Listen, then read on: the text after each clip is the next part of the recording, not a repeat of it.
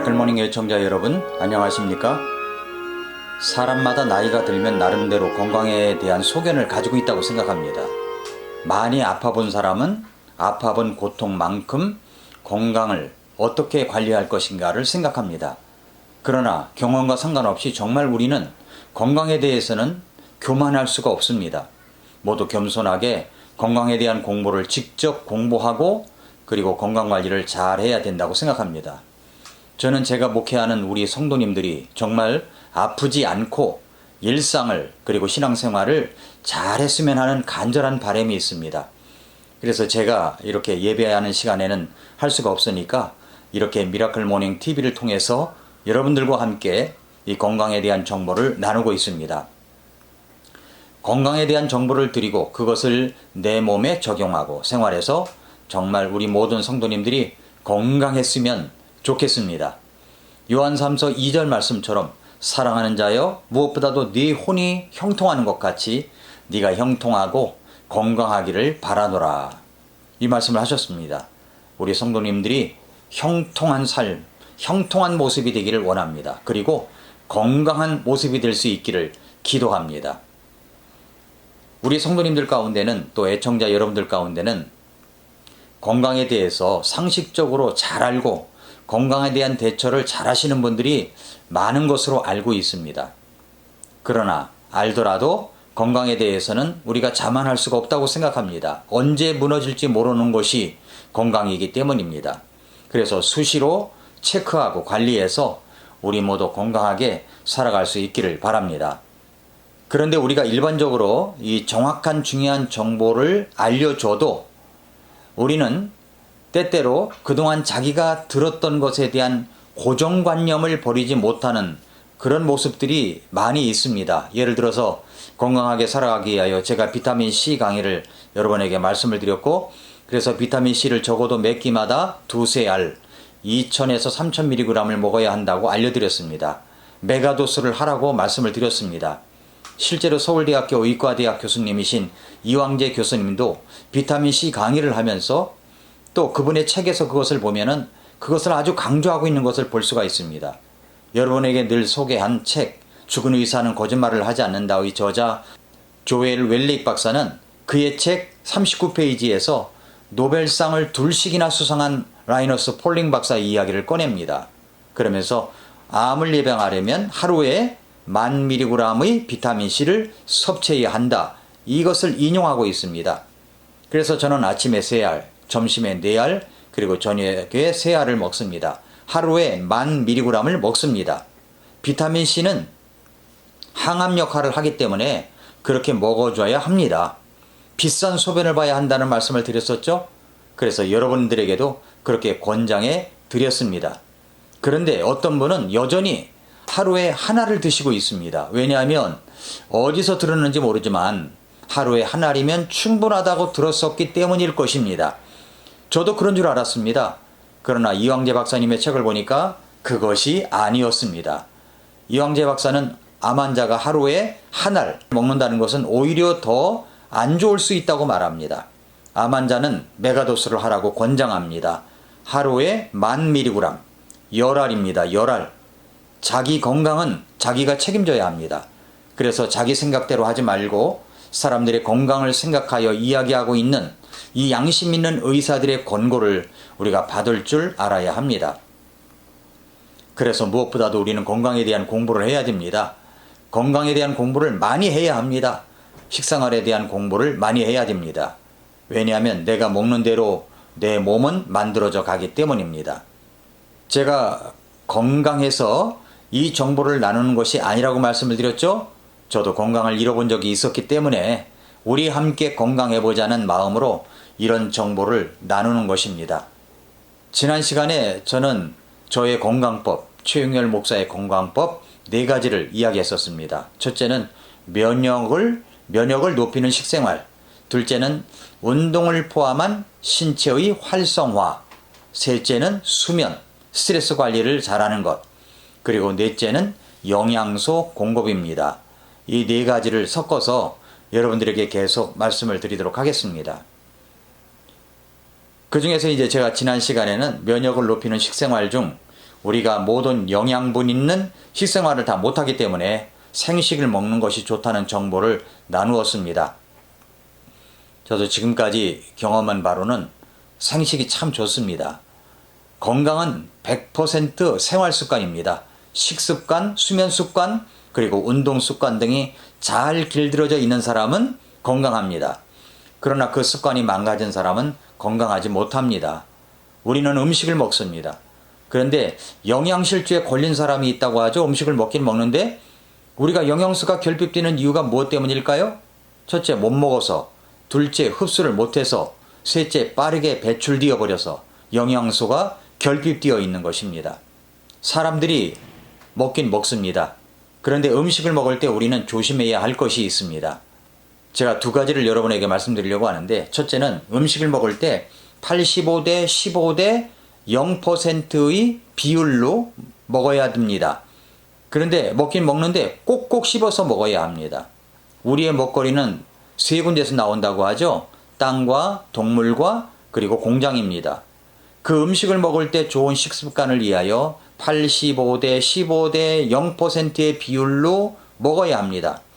병 안 걸리고 사는 법이라는 책에 보면은 85대 15대 0%의 비율로 음식을 먹으라고 말하고 있습니다. 왜 85대 15%의 비율일까요? 우리의 치아의 구조가 사랑니를 포함해서 32개입니다. 앞니가 위아래 2쌍, 앞니가 위아래 2쌍, 송곳니가 1쌍, 그리고 어금니가 위아래 5쌍입니다. 사람의 경우 고기를, 동물성이죠. 고기를 먹기 위한 송곳니는 1쌍입니다. 그런데 식물을 먹기 위한 이는 앞니가 2쌍, 어금니가 5쌍, 그렇게 해서 7쌍입니다. 그러니까 치아는 7대1의 비율이죠. 7대1의 비율이죠. 그렇게 치아의 비율을 맞춰서 식사의 균형을 맞춘 것이 바로 식물성 식사 85%, 동물성은 15%가 된 것입니다. 그렇게 85대 15%의 식사를 하되 먼저 꼭꼭 씹어서 먹어야 합니다. 공장에서 나오는 것은 아예 먹지 말아야 됩니다. 그것은 0%입니다. 이제 땅에서 나오는 것, 동물에서 나오는 것 등을 통해서 나오는 음식을 그러면 우리가 먹어야 되는데 어떻게 먹어야 됩니까? 여러분은 식사를 할 때 정말 꼭꼭 씹어서 먹습니까? 어떤 음식을 먹다 보면요, 그냥 술술 넘어갈 때가 많습니다. 저희 둘째 딸이 초등학생일 때 배가 아프다고 해서 제가 늘 다니던 내과 병원 선생님을 찾아갔습니다. 대초동 엄마아파트 옆에 있는 이세기 내과입니다. 그 의사 선생님이 참 친절하게 자상하게 설명을 해주시는 분인데 그 병원에서 영화감독 임권택 감독님도 만난 적이 있습니다. 그분도 거기 단골이더라고요. 그때 제 딸을 진료하면서 해주셨던 의사 선생님의 이야기가 늘 잊혀지질 않습니다. 초등학생인 아이한테 식사할 때 음식물을 삼킬 때 설명을 해주시는데 아주 쉽게 이렇게 설명해 주었습니다. 식사를 할 때 그냥 넘기지 말고 꼭꼭 씹어서 먹어야 되는데 그게 잘 안 되면 입안에 들어간 음식을 모두 침을 묻혀서 넘긴다고 생각하고 침을 골고루 다 묻혀서 넘기라고 하셨습니다. 그런데 제가 그렇게 해봤는데 그렇게 하다 보니까 꼭꼭 씹는 것이 가능해지더라고요. 병 안 걸리고 사는 법의 저자 신야 히로미 교수는 한 입을 먹을 때마다 35회에서 40회를 씹으라고 권합니다. 그렇게 되면 저절로 목으로 넘어갈 것이라고 말합니다. 딱딱하거나 소화가 잘 안 되는 음식일 때는 70번에서 75번 정도 씹으라고 권합니다. 우리 몸은 씹으면 씹을수록 소화가 원활해지기 때문에 그렇습니다. 효소가 많이 나옵니다. 이게 실천하기 어렵더라고요. 꼭꼭 씹어서 넘겨라. 나름 이해하기 쉬운 걸로 해보십시오. 침을 골고루 묻혀서 넘기든지 35번에서 40번, 딱딱한 음식은 70회 이상 그렇게 해서 씹어서 넘겨야 됩니다. 그러나 우리가 대충 넘길 때가 얼마나 많습니까? 그래서 체하기도 하고 그렇게 해서 반복해서 지냅니다. 저는 음식도 그 사람에게 맞는 음식이 있고 그렇지 못한 음식이 있다고 생각합니다. 그 음식을 먹어서 탈이 나고 고통이 있으면 그 다음부터는 그 음식을 먹지 말아야 하는데 시간이 지나면 잊어버리고 또 먹습니다. 그러면 또 탈이 나죠. 이렇게 반복되는 경우가 얼마나 많습니까? 그래서 먹는 음식을 조심해서 잘 선택해서 먹어야 합니다. 저도 제 몸에 맞는 음식과 그렇지 못한 음식을 가려서 먹으려고 조심하고 있습니다. 자, 첫 번째, 꼭꼭 씹어서 넘겨라. 두 번째, 아주 쉬운 거죠. 우리가 다 아는 이야기입니다. 85대 15대 0%의 비율로 먹되 조금 모자른 듯 먹어야 됩니다. 꼭꼭 씹기, 또 하나는 조금 모자른 듯 먹기. 제가 잘 안 되는 것이 조금 모자란 듯 먹기였습니다. 저는 음식을 먹을 때 이게 포만감이 있을 때 기분이 좋더라고요. 그런데 이제는 그렇게 되면 좀 거북하고 부담스러워졌습니다. 조금 모자란 듯 먹기를 통해 절제를 배웁니다. 더 먹었으면 좋겠는데 먹지 않는 것. 목사님들 모임인 친교회 모임에 가면 저녁 예배가 끝나고 모여서 이제 교제할 때 배달 음식을 시켜서 먹으면서 밤 12시까지 넘도록 교제를 할 때가 많았는데 이제 그렇게 하면 안 될 것 같아 조심조심하고 있습니다. 식물성 85%, 동물성 15%, 그리고 공장에서 나는 것 0%의 비율로 음식을 먹어야 합니다. 동물성 15% 가운데서도 우리가 조심해야 할 것은 사람의 체온보다 높은 동물은 될 수 있으면 적게 먹는 것이 좋습니다. 고기 종류, 돼지고기, 소고기, 닭 요리 안 먹을 수는 없을 겁니다. 안 먹으면 더 좋겠지만 먹더라도 그 비율은 적게 먹으라는 거예요. 사람의 체온보다 높은 동물을 자주 먹으면 우리 몸의 피가 끈적끈적하게 되고 굳어진다고 합니다. 그래서 혈관 속에서 정체되거나 막혀버리게 되는 거죠. 이것을 피가 더러워진다고 말을 합니다. 그러나 어류인 생선류는 그렇지 않습니다. 오히려 콜레스테롤 수치를 낮게 만들어줍니다. 그래서 동물성 단백질이라도 육류로 섭취하는 것보다 생선류로 섭취하는 편이 우리 몸에는 훨씬 낫다고 의사 선생님들이 하는 이야기가 그렇게 이구동성으로 이야기하고 있습니다. 사랑하는 애청자 여러분, 성도 여러분, 요한 3서 2절 말씀처럼 사랑하는 자여 무엇보다도 네 혼이 형통하는 것 같이 네가 형통하고 건강하기를 내가 바라노라 라고 말씀했는데 여러분의 형통한 삶과 건강을 위해서 저는 기도합니다. 우리 아프지 말고 삽시다.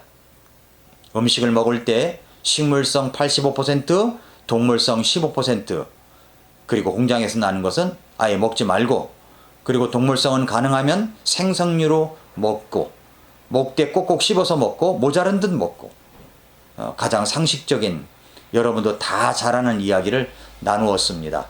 알고 있으면서도 안 될 때가 참 많습니다. 우리 아프지 마십시다.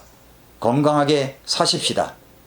앞으로 계속해서 면역을 높이는 식생활, 운동을 포함한 신체 활성화, 그리고 수면 생활, 수면의 건강법, 스트레스를 관리하는 것, 그리고 영양소 공급에 대해서 금요일 날마다 여러분에게 계속 나누도록 하겠습니다.